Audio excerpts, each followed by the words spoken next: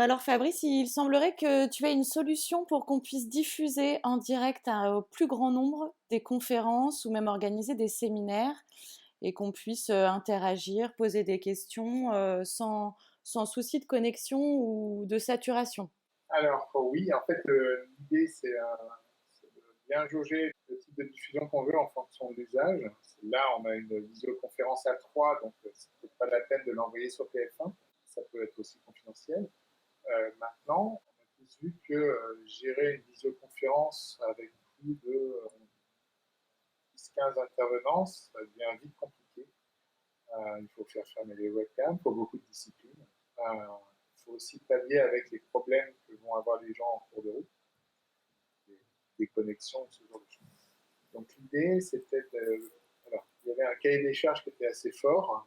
D'abord, on voulait des solutions qui soient admissibles par le plus grand nombre, c'est-à-dire que pas d'ouverture de compte Google, pas de Big Brother mal intentionné.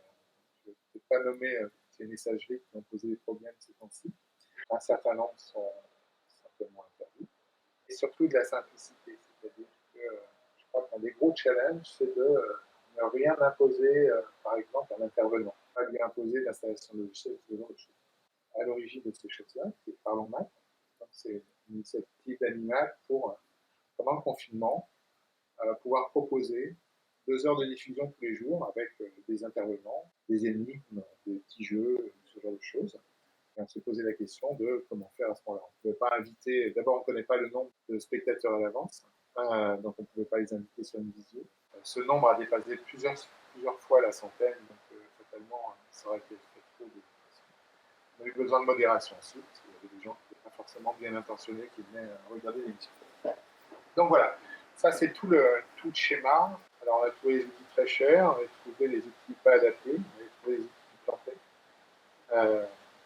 On est arrivé à un moment, je crois que la semaine dernière, tout le monde ne jure plus que par une certaine messagerie qui s'appelle Zoom, il se trouve malgré tout que ça peut poser quelques soucis dans l'utilisation et éventuellement pour certaines personnes. Donc on s'est un peu posé la question. Alors tu nous montres? On a mis au point ce site-là qu'on a appelé dématérialisation avec un H. À l'origine, c'était pour diffuser des maths, qui explique un peu tout ça. En fait, derrière cette chose-là, il y a 2 serveurs. Il y a le serveur de visioconférence qu'on utilise actuellement pour se parler entre nous. Et il y a un serveur de diffusion en direct avec des chaînes sur lesquelles on va diffuser quelque chose. Par exemple, nous, on peut, tout ce qui est à l'écran et qui nous concerne, on peut l'envoyer sur une chaîne YouTube ou sur une chaîne Twitch. En gros, là, ce que je suis en train de faire, c'est avec la visio, jouer avec l'écran partagé pour vous montrer simplement un de mes écrans. Il y a une présentation sur ce site qui va vous réexpliquer tout ça. Je vais juste vous montrer le schéma général. Donc, en gros, l'idée, c'est qu'il y a un groupe de N personnes. Alors, le N, il est petit ici. Donc, un faible groupe de personnes C'est nous. qui sont réunis. Aujourd'hui, c'est nous, mais ça peut être une salle de séminaire dans le futur. Donc, la solution n'est pas réservée au confinement. C'est-à-dire qu'on devrait pouvoir s'en sortir après. Et on aimerait donner à un plus grand nombre un accès à ce qui va se passer sur notre visioconférence. Là, on enregistre, on ne peut pas diffuser après, mais on voudrait interagir avec un grand nombre de personnes. Alors, comment on va faire? Il va y avoir dans le groupe local de faible nombre de personnes 3 personnes qui vont être l'intervenant, un animateur, c'est la même personne que celle qui anime un séminaire, c'est-à-dire qui accueille l'intervenant, qui est présent, qui distribue la parole dans la salle en temps normal. Et là, on a un rôle supplémentaire qui est le réalisateur. Le réalisateur va prendre toute cette information-là, par exemple, toute l'information que j'ai là sur mon écran, vos têtes, et puis les transparents, et il va les diffuser sur un site où les gens vont pouvoir aller voir ce qui se passe, par exemple en direct sur YouTube. On n'a pas de contrat avec TF1, mais on pourrait le faire avec TF1, sur une chaîne Twitch ou sur le site web Dématérialisation qui a ses propres chaînes. Là, les personnes s'y connectent, regardent l'intervention, mais surtout, tous ces sites-là ont la particularité d'être accompagnés d'un chat. C'est-à-dire un endroit où on peut poser des questions. Par exemple, si on va sur la première chaîne de dématérialisation, qui pour l'instant n'émet rien du tout, d'accord, on peut voir que sur la droite, il y a un système de chat où je peux me choisir un pseudo, par exemple médiateur fou, et poser des questions. N'importe qui peut le faire, d'accord. Pas besoin de compte. Pas besoin de compte. On s'y connecte comme ça. Celui qui a un compte YouTube et si ça diffuse sur la chaîne YouTube, ne peut pas utiliser son compte YouTube. Mais là, pas besoin de compte non plus. De la même manière que quand je vous ai convié à la visioconférence, vous avez juste cliqué sur un lien sans ouvrir de compte avec un simple navigateur. Ça, c'est important parce que là, si on repense à notre cahier des charges, la simplicité d'exécution est essentielle. Là, on voit bien que sur notre visio, je me contente de partager des écrans, c'est 2 clics. Ça ne perturbe pas ce que j'utilise pour vous montrer quelque chose. Là, c'est un navigateur web. Je n'ai pas d'outil spécial. On commence à être rompu à ça avec des logiciels de visioconférence. Donc, en fait, ces N personnes vont interagir en écrivant sur le chat. Et c'est l'animateur qui va lire ce qui s'y passe, compacter les questions qui sont posées, éventuellement les trier, parce que parfois il y a de la modération à faire, parfois les regrouper, et jouer son rôle d'animateur et les proposer à l'intervenant. S'agissant des missions éventuellement dématérialisées, il faut que ce soit vivant. C'est-à-dire qu'en général, on n'attend pas la fin de l'exposé pour poser toutes les questions. On va plutôt avoir tendance à interrompre régulièrement pour que l'exposé ne soit pas trop monotone l'intervenant parce que on n'est pas dans la salle, subir des transparents pendant 45 minutes avec une voix parfaite n'est pas une chose souhaitable et empêche essentiellement des sous. On a besoin d'être dérangé et je pense que l'intervenant a besoin d'être dérangé. Oui, ça casse le rythme.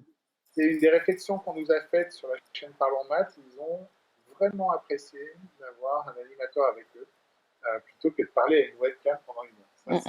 Ça, c'est un invariant. Donc, j'engage vraiment les gens qui veulent faire des exposés dématérialisés à utiliser cette stratégie-là qui consiste à arrêter, disons, toutes les 10 minutes, soit par une question même de l'animateur, soit pour une question lue sur le chat, soit en ouvrant les micros si les gens sont peu nombreux, régulièrement. Donc ça, c'est le principe de base. Donc il y a un petit rôle supplémentaire et on a un peu l'impression là, quand on en parle, que waouh, ça va faire une montagne assez compliquée à franchir. Alors voilà, en fait, il y a un seul logiciel qui va servir au diffuseur, outre le fait que je suis connecté sur mon ordinateur de gauche avec vous, et sur mon écran principal en face, donc j'ai 2 écrans, j'ai ma fenêtre de diffusion. Voilà, c'est la seule étape supplémentaire que nécessite ce dispositif. Ce que je vais y faire, finalement, je vais y agencer des sources vidéo et audio. Donc, par exemple, je peux y mettre, à l'heure actuelle, notre visio à nous. Donc, je vais aller chercher un écran, l'écran 1, et l'écran où on vous voit apparaître, d'accord.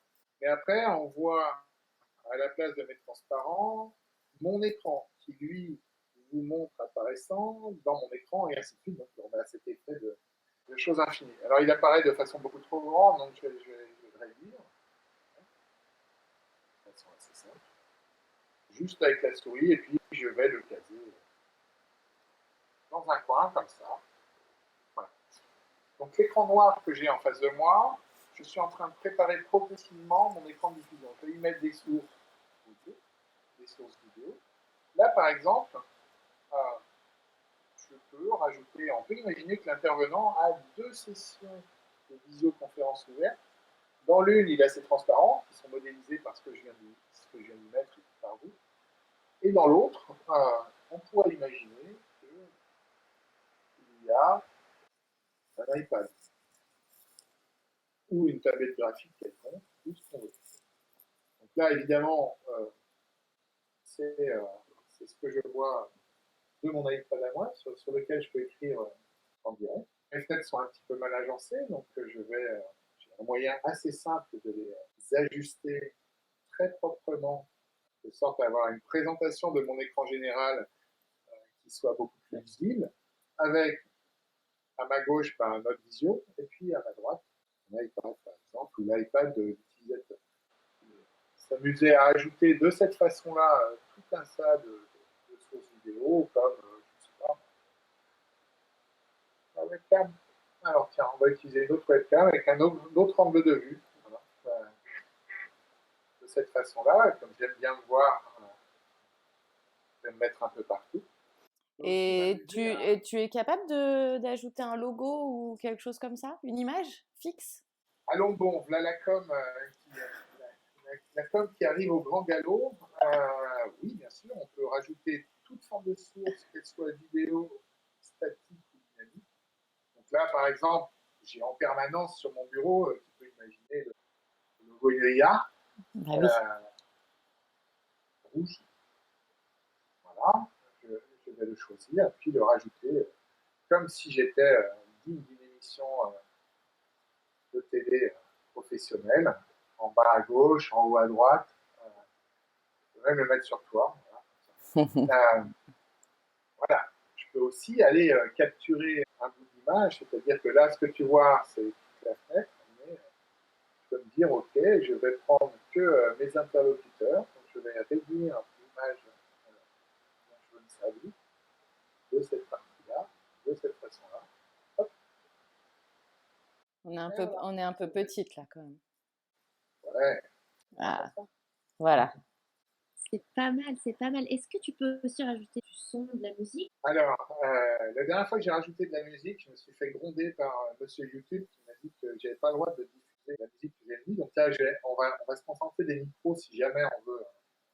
Ou alors, je peux vous chanter une chanson. Tu peux aussi. Je peux vous jouer une chanson. Je vais choisir une entrée audio. Alors là, par exemple, on va regarder les multiples choix. J'espère qu'on les voit suffisamment gros. Je peux utiliser comme source audio ma webcam, par exemple, qui est une source audio. Euh, je peux utiliser le micro de mon casque. Donc, là, vous allez avoir le plaisir éventuellement de m'entendre ici. On voit que dès que je parle, la barre verte s'emballe. Et je peux aussi la réduire à zéro. Comme ça, on m'entend plus dans l'enregistrement. Ce qui me permet de continuer de parler avec vous sans pour autant que ça fasse partie de l'enregistrement. Maintenant, je vais rajouter comme seconde source audio le fait de pouvoir vous entendre qui permet, moi, en tant que réalisateur, de pouvoir communiquer avec vous sans que ça passe à l'antenne. Voilà. Et vous, si vous parlez, vas-y, Hélène, chante. Bah, je vais éviter, mais je veux bien discuter avec toi. Non, on avait convenu que tu chanterais. Non. On avait dit qu'on ferait un canon. Non, je crois on est presque prêt là pour que tu nous montres comment on diffuse maintenant une fois qu'on a fait tout ça. Alors, avant de diffuser, tu peux t'entraîner déjà. Tu peux enregistrer dans un fichier, c'est ce que je peux faire en faisant ça. Ouais, c'est plus sûr. Pour éviter les bourdes, je peux jouer avec les micros, c'est-à-dire que là on m'entend plus, là on m'entend, là on m'entend plus. Ok. Là on t'entend plus. Ouais, là on m'entend plus. Et pourtant je peux en parle. direct bouger des choses, ce qu'on verra sur la vidéo. Je peux par exemple décider que finalement je vais mettre en tout petit et puis je vais faire un joli dessin. Ah, pas mal. Je peux mettre mes transparents, enfin bon, vous avez bien compris que en fait toute source audio ou vidéo, je peux la faire atterrir sur cette fenêtre-là et l'enregistrer. Donc quand j'arrête l'enregistrement, je vais pouvoir aller regarder le résultat immédiatement et je vais nous voir, voilà, avec quelques secondes de retard. Voilà, on t'entend dire éviter les bourdes. Voilà, on m'entend jouer avec le micro, ce qui est proprement insupportable parce que je nous ai en décalage. Ok. Ok. Bon, nous y voilà. Donc maintenant, on va faire un jeu, on va diffuser. Donc, en gros, Hélène, moi, je vais jouer le rôle du diffuseur et toi, tu vas jouer le rôle du spectateur. Mhm. Donc, je vais vous montrer comment on diffuse. Je vais lancer l'enregistrement. Après, Hélène va partager son écran à la place du mien, donc on ne verra plus la fenêtre que l'on voit actuellement, mais on verra Hélène regarder ce qui se passe sur la fenêtre, sur un site. D'accord. Donc, là encore, rien de compliqué. Il y a une petite manipulation à faire qui consiste à rentrer une adresse qui ressemble à une adresse web que l'ingénieur va vous donner, ou alors, si vous diffusez directement sur Twitch ou sur YouTube, il va directement vous dire allez chercher la clé sur Twitch, allez chercher la clé de votre stream. Et je vais essayer avec YouTube. Là, on va arriver dans un dashboard de YouTube qui va me dire voilà, tu vas cliquer sur tel machin pour avoir la clé de ton flux qui est ici, là, à cet endroit-là. Je vais la copier, d'accord, et je vais la rentrer maintenant à l'endroit de la clé ici. D'accord, c'est tout. Là, on ne va pas faire comme ça, on va utiliser les paramètres du site dématérialisation, donc c'est moi qui les donne. Donc je vous dis, allez à cette adresse-là et rentrez la clé. Et puis c'est tout en fait. Voilà. J'ai rempli ma petite phrase, ma petite clé, et je vais juste faire commencer le streaming. Et là, Hélène, elle va pouvoir, donc je vais te définir comme présentatrice dans le logiciel, et tu vas pouvoir partager ton écran à ton tour pour aller naviguer sur le site animate.live. J'y suis là. Hein. Donc tu vas en direct, oui. c'est la chaîne 1, donc tu vas cliquer sur www.animate.live, ok, et tu vas... Voilà, sur le site Je coupe le son. Ah, tu as lancé Safari?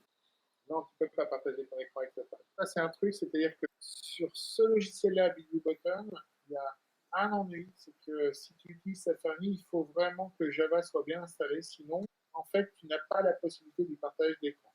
D'accord. Il faudra utiliser dans ces cas-là Chrome ou tout autre navigateur, Firefox. Donc voilà, si je partage, donc ça c'est l'écran sur lequel j'étais tout à l'heure avec la diffusion YouTube.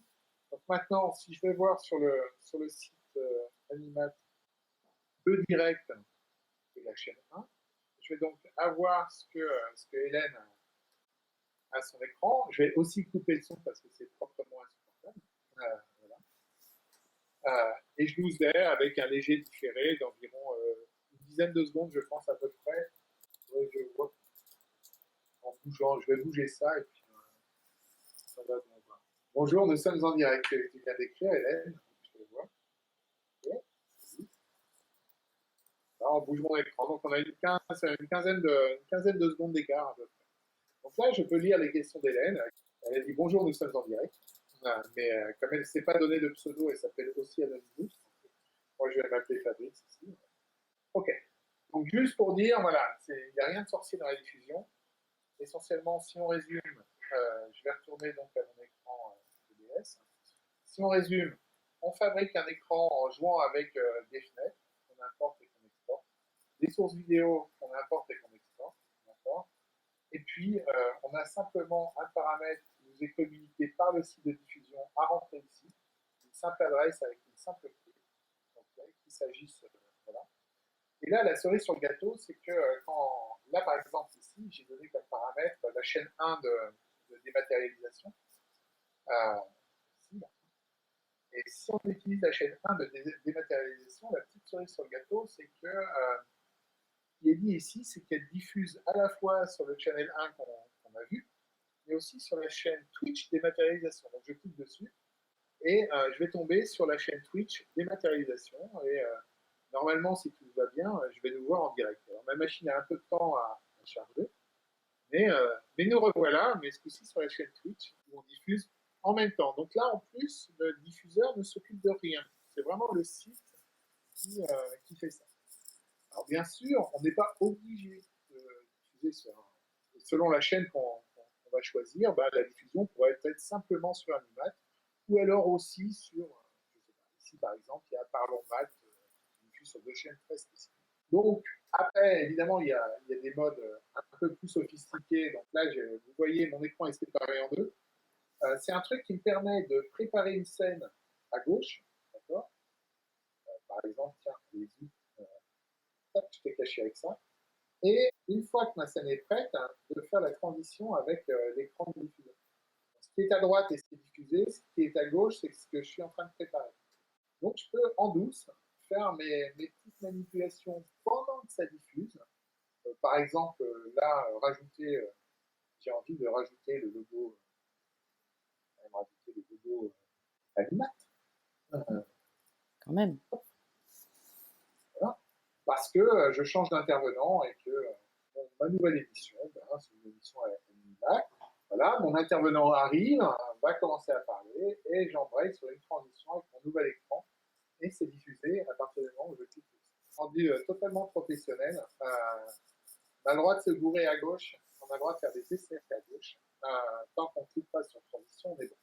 Je crois qu'on a été assez exhaustif dans la présentation des fonctionnalités de base. On a déjà fait un truc extrêmement compliqué, c'est-à-dire qu'on a été capturé là le rendu de BigBlueButton que je peux réagrandir si je réagrandis la fenêtre. Je vous rappelle qu'on avait fait ce qu'on appelle un crop, c'est-à-dire qu'on avait découpé la fenêtre BigBlueButton, mais j'aurais pu me contenter de découper le chat, tout ce que je veux, des transparents d'intervenants, ce genre de choses, sur lequel on a rajouté la webcam de mon Mac à cet endroit-là. On aurait pu rajouter à un moment une autre webcam sur le côté, voilà, ou mon iPhone qui est en train de filmer, deux logos, une tablette. C'est illimité. C'est-à-dire que la seule limitation, c'est la taille de l'écran et ce chose. Petit avertissement quand même, on voit un chiffre en bas à droite, c'est le débit actuel qui est utilisé pour la diffusion. Vous avez pu voir que la diffusion est de très très bonne qualité à destination. La vraie raison, c'est que ça diffuse actuellement en Full HD avec un nombre d'images, un nombre d'informations par seconde qui est très important. En gros, on fait du 4000 kilobits par seconde, c'est-à-dire 4 mégas par seconde. C'est une excellente diffusion HD, mieux que la plupart des chaînes de télé que vous recevez.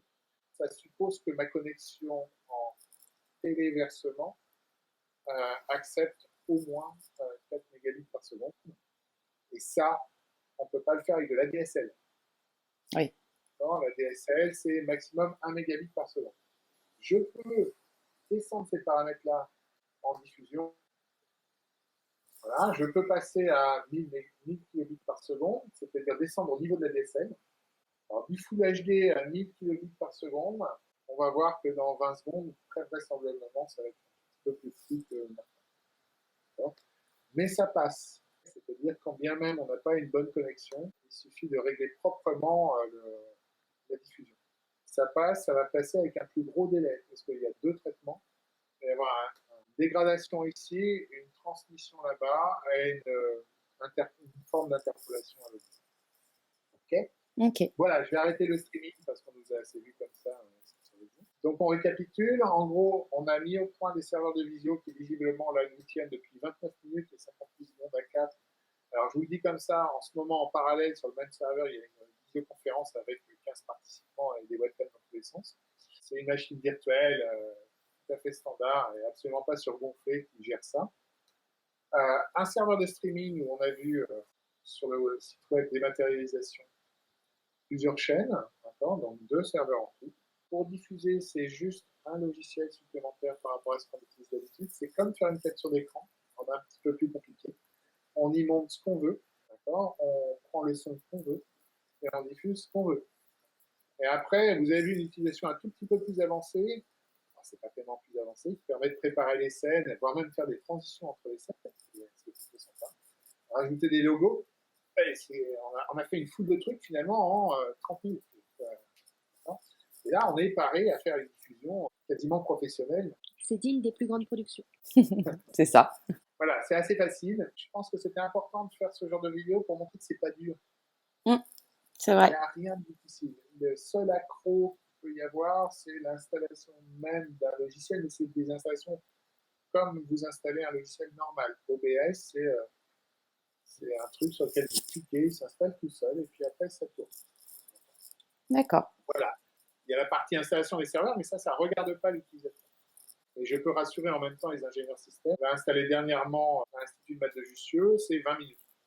En 20 minutes, on a une nouvelle machine. C'est d'ailleurs rassurant parce que si j'organise un gros événement de visio, avec plusieurs visios, des centaines de personnes, si jamais je sens que ma machine est juste, un peu trop juste, en 20 minutes, je réinstalle une deuxième machine. Super. Quand vous louez des machines virtuelles auprès de fournisseurs français, de préférence pour que les serveurs soient assurément en France, en 20 minutes, vous allez augmenter votre charge possible en très vite. Eh ben merci voilà, Fabrice. On n'a plus d'excuses pour ne pas se réunir. Il n'y a pas d'excuses, il n'y a pas de limite. Une vraie jauge à trouver, c'est un vrai travail de com pour le coup. Une vraie jauge à trouver entre la visio, donc le direct pur, et la retransmission, tout en préservant une part d'interactivité avec les chats qui sont autour. Super. Je pense que c'est un vrai exercice, c'est une vraie façon de communiquer. Eh ben, on va le tester au plus vite. Ça marche. Merci Fabrice.